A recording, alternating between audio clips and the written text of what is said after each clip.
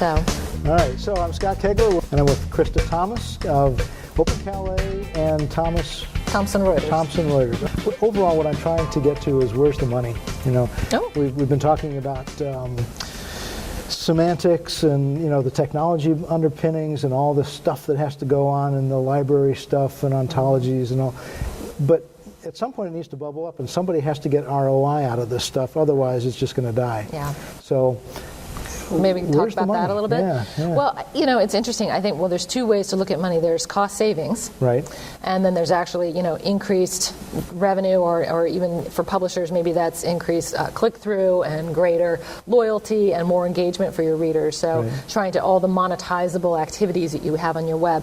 So if we look at it from publisher's point of view, or I spoke today a little bit about the marketer's point of view, and really the marketing communicator, right?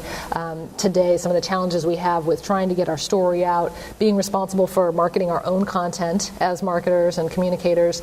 A lot of the opportunity in PR has changed, has really shifted to the social media realm and just telling your own story. So you now need to be an expert at promoting your own story.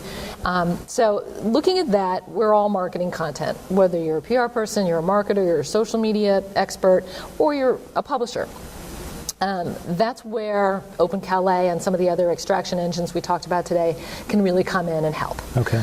So it's everything from the basics, which I think of as doing a better job of SEO, and really doing a better job of getting your meta tags out there, but also feeding your content to Yahoo Search Monkey, feeding your content to Google Rich Snippets, and now the new Bing equivalent, which is terrific. So you can customize your search results. You can really get a nice look and feel for your search results.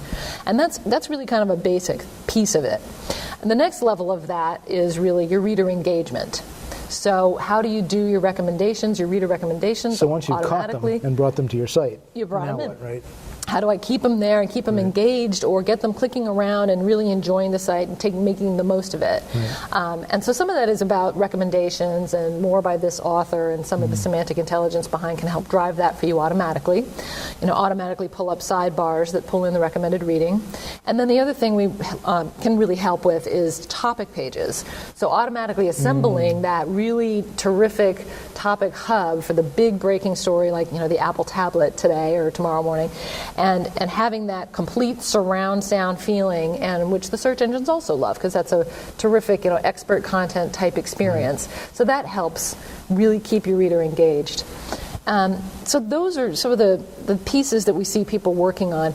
Now, part of that, which is not as glamorous, is more in the background, is the cost-saving opportunity with, automating tagging, automating the creation of these widgets, automating the creation of these topic hubs, so that your editors don't spend time having to do that. And they can think about, okay, what do I need to be covering?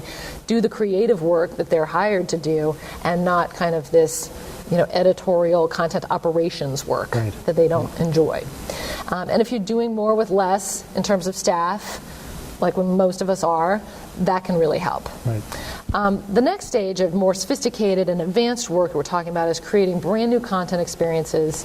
I talked a little bit about what Huffington Post is doing, for instance, to localize, using semantic technology to automatically route content for the Chicago site to Chicago, the content for their LA site to LA, and to automate a lot of that triage, we call it, the content triage. Also, sites like Daily Me are doing that to personalize the experience, right? I know that this reader likes to read this kind of stuff. Let's automatically triage the right content to the right reader. And then going beyond that, looking at ad optimization. So how are we using, some of the advertising panelists talked about this as well, but how are we using semantic technology to match the right content with the right ad, and can we do a better job? And we're convinced we can. Somebody that's using Open Calais on that front is Associated Content in New York. So they're tackling that. It's a big challenge. They've got a really interesting set of different content assets, and they want to bring them together and match them in the most intelligent way. And those are some tough ones. And I think the farthest out visiony one in terms of, a bit of a work that needs to be done a lot that Scott Brinker really spoke about today on the marketing panel was leveraging linked data to distribute your branded content out there. And if it's really information, or if it's data sets, what have you, that you can structure, put up in the linked data cloud, and make available for programmatic use by the public. And when you're doing that, Thomson Reuters has been one of the early folks out there doing it. The BBC's out there now. The New York Times is out there. Shopping.com, CNET, a lot of the folks that are starting to jump in, you start to realize there is a brand opportunity there. You know, who's going to be the authority on publicly traded companies? Well, Thomson Reuters has a vested interest in being that authority. Sure. And we're happy to give away some basic assets out there for free to be that authoritative resource, and that reinforces our brand as a trustworthy provider of that kind of information. And so you'll see other brands that will jump into that, and that's really what Scott Brinker spoke to today, that big picture opportunity, what that means for everybody. And then there's another piece of that linked data piece, which is being able to use it for distribution as well. So if you're embedding that content into your site that you find out in the linked data cloud to enhance your content, or you're distributing your data out through it, either it becomes a two-way street. So I think we'll see a lot of people trying to work in that space. Yeah, the interesting stuff from the kind of a lower end publishing is the Zemanta and the Apture. Right. Which are, and Dapper Ads, yeah. I haven't seen that one. Yeah, there's a couple of them that are just cool. But you can just go out there and find stuff with the help of semantics that are finding things around based on what it is that you've said you're interested in, or what it's kind of gleaned out of what you've already written. Right. And those are terrific. Helpful tools. So what we have on that front, FYI, is for WordPress we have a little plugin called Tagaroo. Okay. We just last week released the new version of it. And what Tagaroo does is plug in for your WordPress blog, and while you're typing, when you hit the little button to tell it to do so, it will go find the tags relevant to your content. It will also find pictures from Flickr relevant to your content, and Google Videos, a couple of other things that it'll go out and fetch for you. Okay. And you can say yes or no, I want to embed those in my blog. So what do you think the tipping point is, or are we there? I'm hearing less about the technology itself, and I'm hearing more about business uses. Right. So, it's funny. It feels to me like we've hit it. And I think, a lot of people said, well, 2008 was the year of the semantic web, and then it was like, well, maybe 2000, I don't know, it just keeps moving.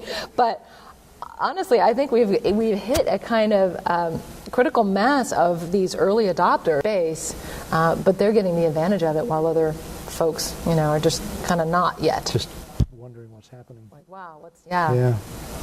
And what's interesting to me is that the end user community is properly so clueless.